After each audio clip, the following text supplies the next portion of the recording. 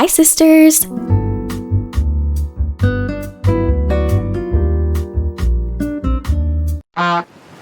Hello everyone, and welcome back to jamescharles. Before we continue on, a quick obligatory disclaimer. Please do not send hate to anyone mentioned in this video. Everything I say in this video is either my personal opinion or alleged. This video is purely for entertainment purposes. Alright, now that that's out of the way, let's get into it. James Charles has been in hot water once again for being an entitled creep. Deja vu. Am I right, ladies? I'm sick of this loser taking up space on the internet. He's proven time and time again how nasty he is. Deplatform him. Please, oh please, for the sweet love of everything holy in this world, get him out of my sight. I'm sick of it. Hearing his voice, or even just his name, invokes a visceral reaction within me. If you've been a viewer on my channel for a couple months now, shout out to all of y'all OGs out there. You may have already watched my first James Charles video, where I covered allegations made by Ethan Rhett. Unfortunately, I had to delete that video because it was copyright claimed by the Impulsive podcast, which is the podcast hosted by one of the Paul brothers. I swear to you, every damn time the Pauls are referenced, I always have to look up who is who, but for the life of me, I can never remember. To me, they're both just Jake Paul. Maybe it's my brain telling me that I shouldn't be storing useless information. What's his name? What's his name? I got nothing on a name. Come on, baby, what's the name? But of course, we're here to talk about James Charles, the man who has been canceled year after year, yet somehow still has a thriving career. He's basically been exiled from YouTube and has sought refuge on TikTok, where he has a massive following consisting of mainly a young audience. And knowing James and how predatory he is, allegedly, it's very scary to think about the power he has over his audience on that platform. There have been many attempts to take James down, and one of the most infamous and iconic moments of beauty YouTube history was the Bi Sisters scandal, where Tati Westbrook exposed James for being a serial predator to young boys. And you did it at my birthday dinner. And Tati would not be the only person out there accusing James of acting inappropriately towards minors. Ironically enough, some of the least credible people out there have been the ones that have gone the hardest against James, such as yassified Voldemort himself, Jeffree Star, and that one guy who stole Rumpelstiltskin's identity, Shane Dawson, who both have similar accusations against them. And of course, we can't forget Ethan Klein from H3H3. While his skin is thinner than my patience, and his ego is almost as fragile as Ryan Reynolds, I will give him credit where credit is due, because he paid for a billboard on a busy street in Los Angeles to warn the public about how dangerous James Charles really is. Recently, James showed the world once again what an entitled prick he is, after he posted a video that for some reason he thought was a good idea, ranting about a woman who sent a GoFundMe link to him in his DMs. This woman was laid off from Spirit Airlines, an airline that just filed for bankruptcy, and James thought it would be a good idea to blast this woman on his TikTok. I've got a DM on here from a girl that said, "Good morning, James. I know you'll probably never see this, but Spirit Airlines just filed for bankruptcy and I have lost my job. Here's a GoFundMe link. Any donations help." I'm sure they do, sweetheart. I'm sure they do. You know what else would help you? Getting another job. Yeah, try that. Because in the time that it took you to copy and paste the same ass message to myself, who you don't follow, by the way, you could have applied for 100 other jobs, but you didn't because you're a lazy piece of shit.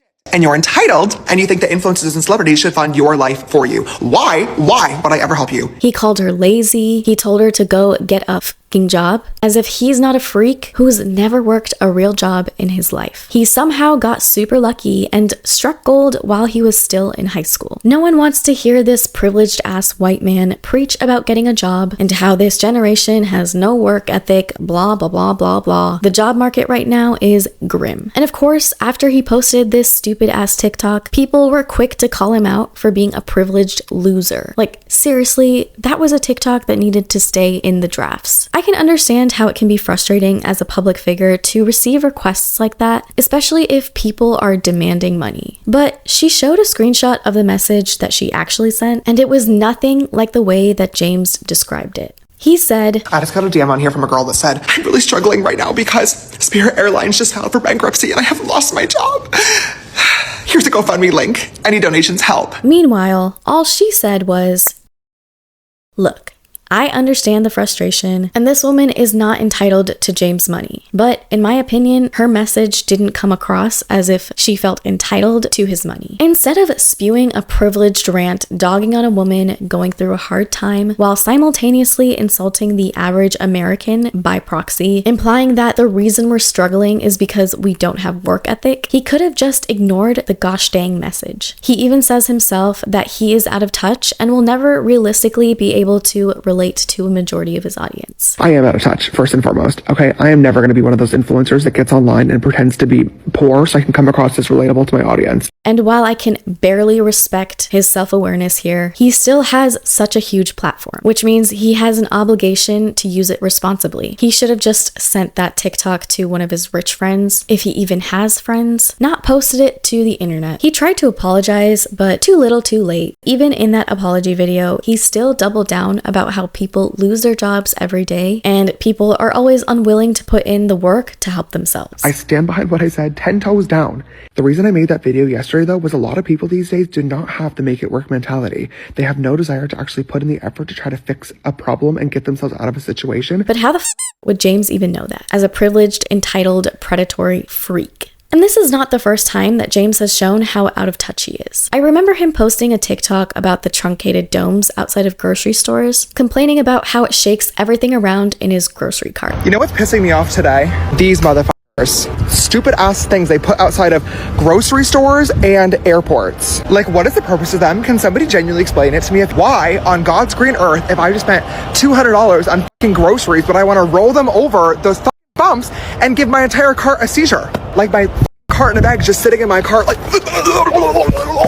why? Why? A quick Google search would tell you that those bumps exist to warn those living with visual impairments when they're about to step off the pedestrian area into the parking lot or road. But anyway, his ignorance is not really the point of this video today, because I really want to highlight how problematic and creepy James has been throughout his entire career on the internet. There have been people who've come forward either claiming that James flirted with them when they were minors or that he didn't respect their boundaries. But for every single accusation, James has blamed the victim. He always says that the accuser somehow deceived him, so he can't be to blame. For instance, in response to allegations about having inappropriate relationships with minors, he deflects by claiming that they lied about their age. While this very well may be true, as the adult and a public figure, it's your responsibility to ensure the individual you're talking with is of age. I would give him a pass with some side eye if this situation had happened only once. But there have been multiple guys who have come forward with allegations of him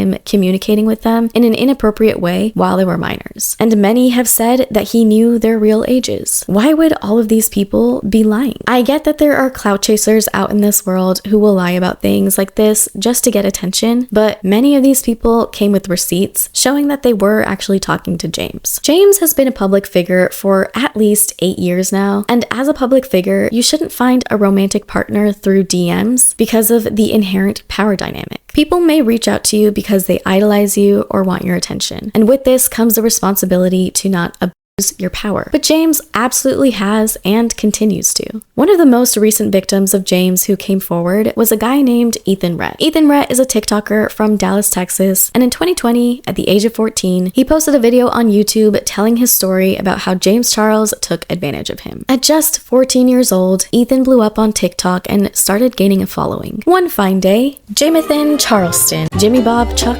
Jamathy Chip Skylark, commented under one of Ethan's TikToks. Ethan, who is young and naive and just starting off his career as a TikToker, naturally was very excited that someone with as big of a following as James was interested in his content. It's unclear who reached out to who first, because in 2020, Ethan claims that he reached out, but then in his recent video, he says that James reached out. But frankly, it doesn't really matter, because either way, Ethan was 14 years old and James was around 20 or 21. The two of them start talking back and forth over DMs, and then James asks for Ethan's Snapchat. Very interesting that James would prefer to communicate on a platform where messages are impermanent, cannot be replayed, and will disappear after 24 hours. Surely, he did not choose that platform for some sort of strategic and nefarious purpose, right? Well, they continue their friendship, communicating mainly through Snapchat. But the Snapchats that James is sending to Ethan are suggestive. Ethan says these photos made him feel uncomfortable. But of course, since James is a very popular influencer, Ethan, who is a child and quite naive and vulnerable, is just really excited to talk to someone who has a bigger following than him and could potentially boost his own. So despite his discomfort, he continues to communicate with James. Eventually, these Snapchat conversations turned into FaceTime calls, and I just need to remind you that at this point, James is 20 or 21 and Ethan is 14. Ethan even shows a screenshot of a picture James sent to him on Snapchat captioned 4 more years, which Ethan explains was in reference to the fact that in 4 years, Ethan would be of age. I'm about to show you next is a video of me opening his snap on Snapchat of him saying 4 years. And what he's implying on that 4 years is 4 more years until I'm 18 years old. My brother wanted to record it because he thought it was super weird of him to say. Ethan claims James was being pushy about sending him photos or doing things that James wanted him to do. I mean, this grown-ass man was going to fly out a 14-year-old just to see him and spend a 2-day vacation with him in Los Angeles. But yeah, no, he was always also pushing me to like fly out to LA, but like I couldn't. Like I can't fly. So he would tell you that he wants you to fly out to LA and come stay with him? Yeah, he's like, I actually remembers where he's come out to LA and stay with me. He said he'll book my flight. Well, he knows that you're still in high school. Well, he knows that you're 14 years old at the time. Yeah. I actually have no words. What the Thankfully, this trip never came into fruition, but James continued to make Ethan feel uncomfortable and push his boundaries. Ethan also claims that James had been trying to convince him that he isn't straight and that he might actually be bisexual or some sort of queer identity. Ethan says that James continued to send him unsolicited noodle photos and asks for Ethan to send some back. But Ethan still continues to steer the tone of the conversations back to platonic. I cannot stress enough that Ethan at this time is 14. Your teenage years are a time for you to explore your own identity. And when someone is telling you what you should be or how you should act, that person can really influence the way that you view yourself and form your identity. James is taking advantage of Ethan's naivety, his innocence, and his identity confusion to mold Ethan into a person who's more favorable to him. I feel like there's a word that people use to describe this behavior. What could it be? But whatever word you want to use to define it, it is undoubtedly weirdo behavior. After Ethan alleged all of this in 2020, the backlash towards him was insurmountable. People were saying that Ethan was just clout chasing, that he's just trying to destroy James' career, and that he's actually 18 and lying about being 14. As I was researching for this video, I came across older commentary videos about this situation that were dragging Ethan. The comments under these videos were just as, if not more, shocking. When you look at Ethan back in 2020, to me at least, he really does look 14. And what solidifies that for me is that he also acts like he's 14. In the comments of his video, everyone is demanding him to show proof. I also saw one person say that this isn't tea and that Ethan should go directly to the police. Y'all, what the heck were people on in 2020? Because for some reason, people at that time were not having it. But the thing is, Ethan was not the first person to come out and claim these things about James. In fact, there was at least one other person who came out and shared that he was groomed by James. Something that adds to Ethan's credibility is an episode of the Impulsive podcast where James was a guest. James talks about flying out high schoolers to see him in LA. He does make a point to clarify that these high schoolers are seniors, but at the time of this podcast, he was well into his 20s. I've talked to guys that live in different states and stuff, and I'm like,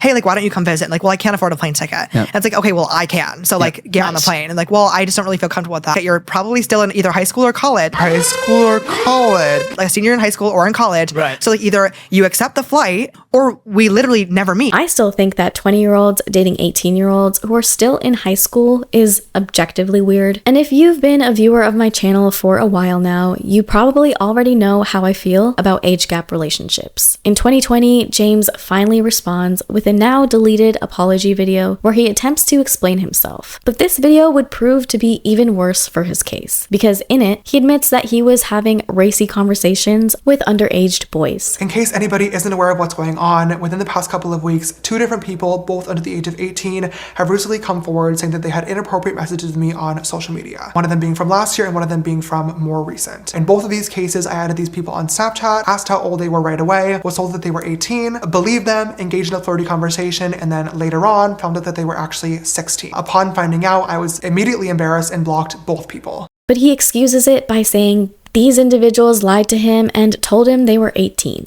I don't give a flying rat's ass who you are. If you are an adult, it is your responsibility to make sure that the people you are talking to in a flirtatious way are of age. I don't care how you get that information. You can ask to see their ID, whatever it might be. But as the adult, you are responsible for protecting children. Now, flashing forward to December 2025, Ethan posts a TikTok video, which at this point is 5 to 6 years after he first came forward with allegations. His story remains mostly the same, claiming that James had an inappropriate relationship with him as a minor. Maybe a couple of inconsequential details are different, but the core of the story itself stays the same. And I think we can give him a little bit of grace when it comes to inconsistent details, because it has been over half a decade since his 2020 video. Ethan still stands by everything he said in that video he posted when he was 14. He shares that at that time, the hate and backlash was just too much for him, so he started to become more withdrawn. Adding to the stress were messages from James threatening to out him to the world. Ethan also says that he was receiving anonymous photos of his own house and that his family members and other people associated with him were getting harassed. Now, I don't want to definitively claim that James was responsible for this, but I will say it's a very strange coincidence if he wasn't. Ethan also describes his mental state at the time, saying he fully shut down because no one believed him. A lot of people in his real life also advised him to talk to lawyers and to talk to the police about the whole situation. But a lot of the time, people don't go to authorities either because they don't trust them or because having to relive all of the things that happened during a traumatic event in your life exposes you to potential re-traumatization. And we have to remember that he was a child at the time. I can't even imagine what he was going through as a 14-year-old, being groomed by a 21-year-old, and then when you finally have the courage to come forward, the whole internet calls you a clout-chasing liar. That's just a lot to deal with when you're a kid, and at that point in life, you're still trying to figure out how to regulate your emotions and to find constructive coping mechanisms. And it makes me so incredibly sad that this child felt so unheard, traumatized, and the adult in his life that was perpetrating all of this continued to thrive. Under one of Ethan's TikToks, I saw this comment and I wanted to share it because I think it provides a lot of insight into the thought processes that go on in the minds of victims.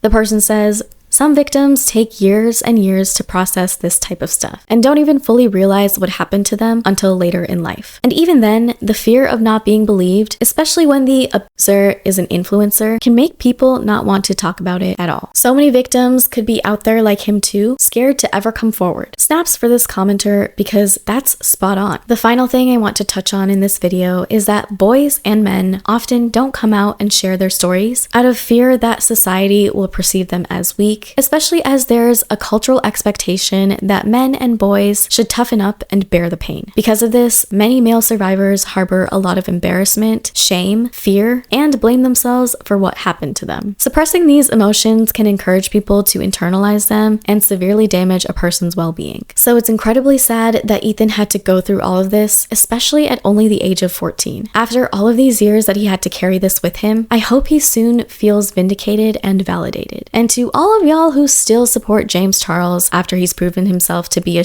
human being over and over again, stop it. Stop it right now. Please let this loser's career detonate in a ditch. And to be clear, I mean his career specifically. I'm not talking about him as a person. Please, no one sue me. In summary, James needs to be stopped. It angers me that he has continued to have a platform after all of the accusations against him, because who knows what other damage he may have caused that we don't know yet. I certainly want to hear from all of you your thoughts about this situation. What plans can we devise to officially deplatform this loser? That was a joke. I'm not serious. But anyway, that's all that I have for you all today. If you enjoyed your time here, don't forget to leave a comment down below, hit that like button, and subscribe to my channel to see more content like this. Thank you so much for watching, and hopefully I'll see y'all in the next one.